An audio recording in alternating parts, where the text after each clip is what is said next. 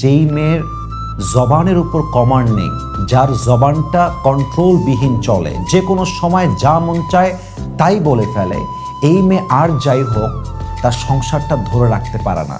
মাথায় রাখবেন, একজন পুরুষ দিন শেষে জাস্ট যত্নশীল নারীতে আটকায় না।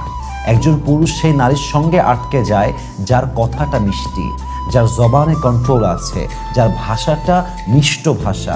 আমি বলতে বড্ড লজ্জাবোধ করছি, but this is the reality in our society, যে একজন মেয়ের জিহ্বাটা বিশাল লম্বা জিহ্বা। যখন কথা বলে, এত কড়া কথা বলে, এত বাজে কথা বলে, এত বাজেভাবে ক্লেইম করে, স্বামীকে ব্লেম করে, যে স্বামীর মনটা ভেঙে চুরে চূর্ণ বিচূর্ণ হয়ে যায়। এজন্য আমি মেয়েদের কাছে আবদার রাখবো, please control your tongue if you want to be happy in your married life. জবানটাকে হেফাজত করবেন, যা মন চায় তা বলবেন না।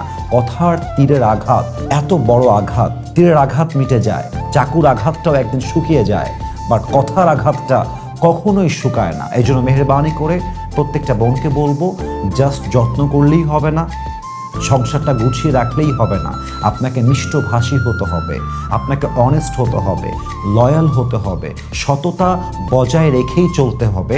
তবেই ইনশাআল্লাহ আপনার সংসার জীবনটা সুখের হবে।